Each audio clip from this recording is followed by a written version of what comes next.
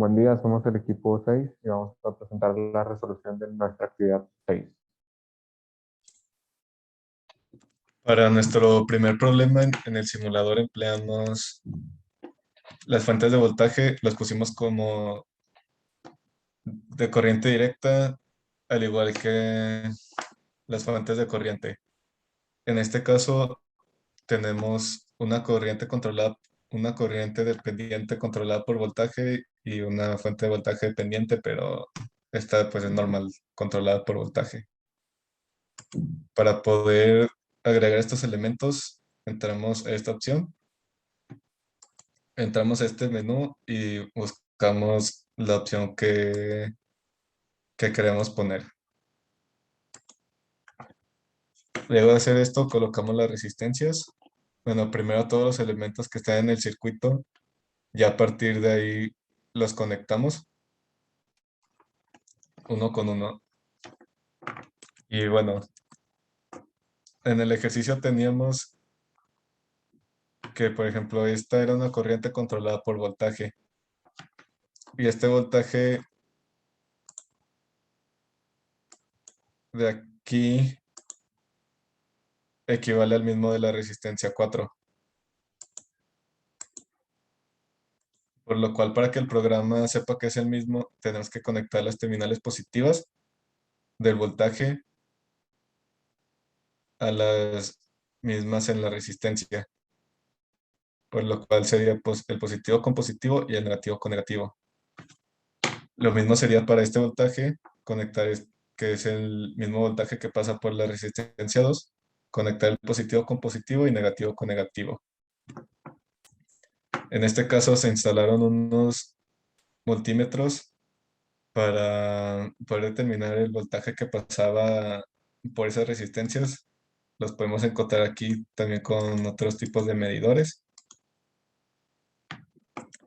Y luego se colocaron unas corrientes de resistencia para poder determinar, digo, unas corrientes de referencia para poder determinar la corriente que pasaba por cada malla.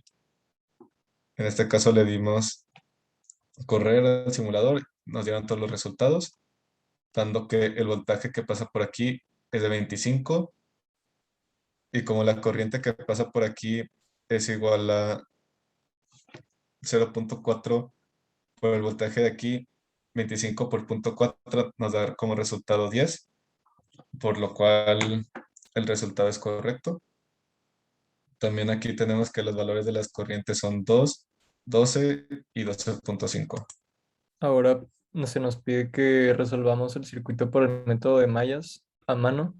Entonces, lo primero que hacemos es observar que tenemos dos fuentes de corriente en el circuito y lo vamos a analizar por mallas. Entonces, lo hacemos como una supermalla y desaparecemos estas dos fuentes de corriente. Entonces, ahora sí identificamos que el valor de VA va a ser 2 veces I3 y el valor de VB va a ser el negativo de 7.5 veces I2. Es negativo por el sentido del voltaje en este caso. Entonces, al analizar la supermalla, encontramos esta siguiente ecuación, pero como tenemos solo una ecuación y tres incógnitas, vamos a hacer el análisis por nodos en el nodo A y en el nodo B.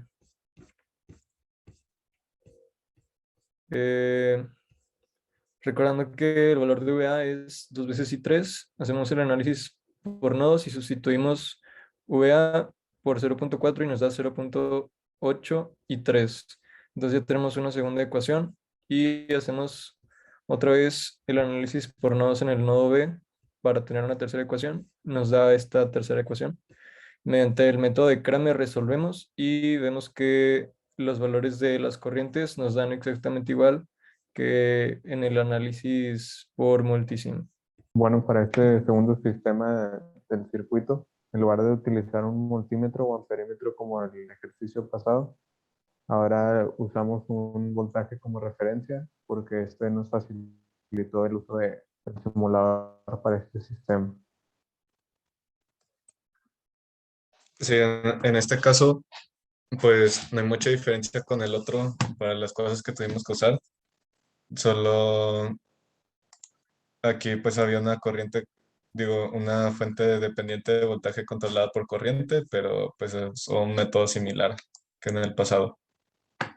En este caso, pues se nos pidió resolverlo por el método de nodos, por lo cual pues pusimos los voltajes de referencia en los nodos del sistema, corrimos una simulación y nos dio como resultado voltaje 2, menos 2, 5 y 2.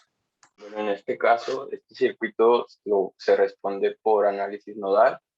Bueno, como ya tenemos nuestro nodo de referencia, lo que sigue es nombrar nuestros nodos y en caso de que tengan valores, pues colocarle su valor. BA tiene un valor de 2 voltajes y como podemos observar, entre BD y BC hay una fuente de tensión por lo que se crea un supernodo. Después de esto hay que aplicar la ley de corriente de Kirchhoff. En este caso yo la apliqué en el supernodo. Y después de aplicar la ley de corriente de Kirchhoff obtenemos esto.